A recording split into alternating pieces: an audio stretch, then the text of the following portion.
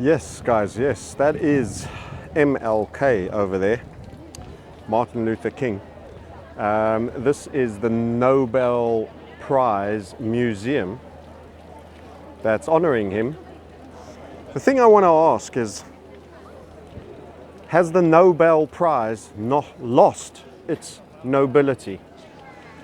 The concept of a prize that is given to people that pursued peace or justice, social justice, is very, very noble, N-O-B-L-E.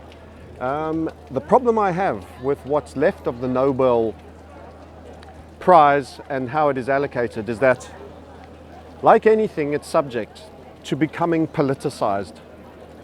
It's an interesting fact that that man right there was murdered, and he was murdered specifically not when he ended because of his civil rights activity, but he started to enter into the discussion regarding the Vietnam War. He was encouraged by a dear friend to make a statement and an opinion on that.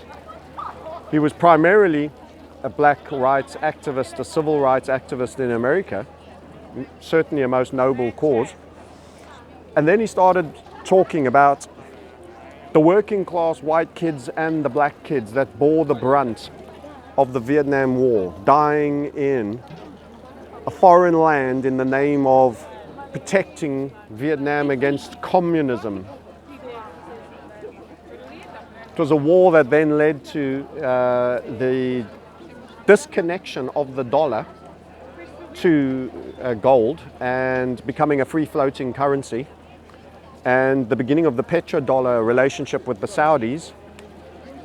And this all occurred round about LBJ and Nixon era, after John F. Kennedy's similar assassination.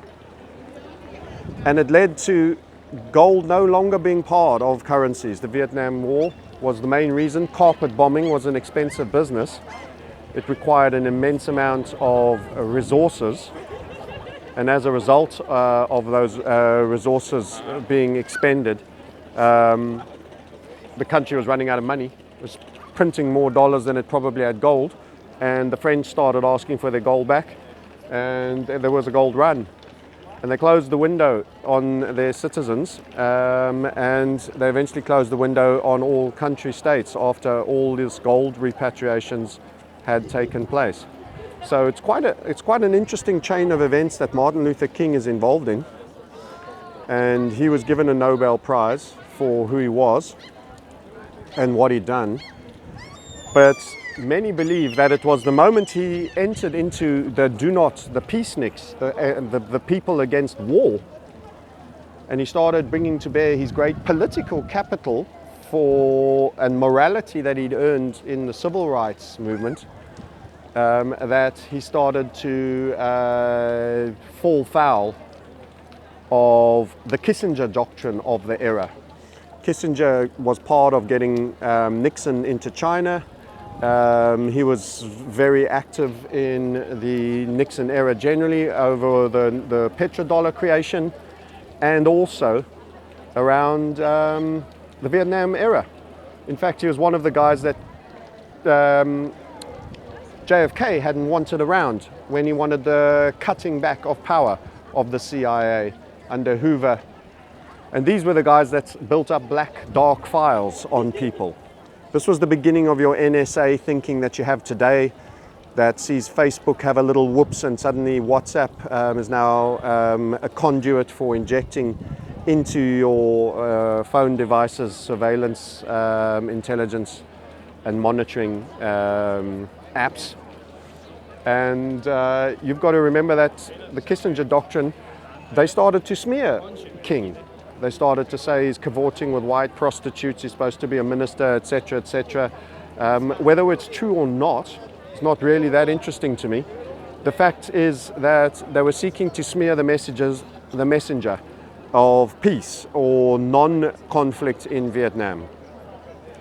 And very soon thereafter, after him suddenly coming under vicious attack for smear, this is very much a CIA, NSA operations handbook to decreditize someone. who was in fact, in my books, a noble man of a noble cause, smear him. It doesn't matter what he wanted to do in his free time, and even if he did want to fornicate with whomever, it's his business. The morality, you play the issue, not the man, and while it's far from proven, and his family won a civil case against the American government. For those of you that still stick to the lone gunman story that you were sold at the time, his memory and his family got a settlement out of the US government by a lawyer who continued, and a friend who forced the case all the way through to proving that the supposed white nationalist hater narrative lone gunman story was in fact a patsy for dark state. So dark state has existed for a long time, and they kill moral people. You get a statue, you get credit, you'll stand in a screen there outside the Nobel Laureates Hall, but the true people, the true warmongers, get to live and live like kings as part of dark state. And the sad fact is that Nobel has now become very politicized. You only have to look at Paul Krugman's economic theories, the benefits of war for economy, pulling it out of a recession, his highly politicized left versus right, flagrant Democrat type thinking. He's been given an economics prize, and in fact other people that memed his kind of economic policy of QE infinity that are taking us towards the UBI of the world, where you continue to print money and give it free wages to people who've lost jobs to AI narrative, and you continue to destroy currency, are part and parcel of the destruction of a financial system that's hopelessly over-indebted and can never have normalized monetary policy again.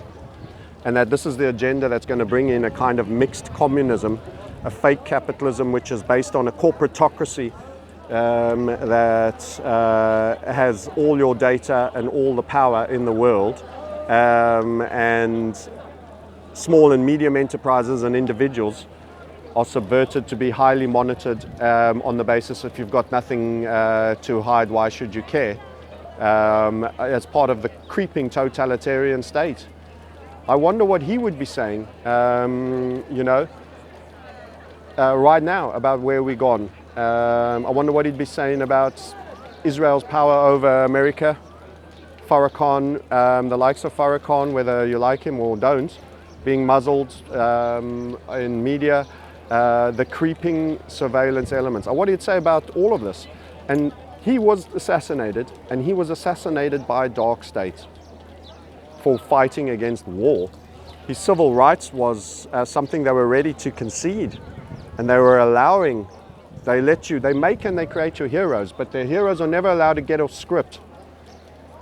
Don't stand in front of the military-industrial complex. That was and this message is not my message. This is the message from a close friend who went in and fought for the family for settlement for the wrongful death of Martin Luther King. And he noticed that the smearing and how things inflected at the point that he entered into the discussion regarding the Vietnamese War. Anyway, it's sad to say that I feel personally that the Nobel Prize is like many other things. It's entirely politicized now. And providing you have the right views for the time, and you are pushing and steering a greater good and an agenda that others are comfortable with, you will be seen as an outrider of a particular line of thinking. If you have the wrong views, no matter how truthful, you will fall foul. And for me, the Nobel Prize has lost its sense of nobility and is a highly politicized award now.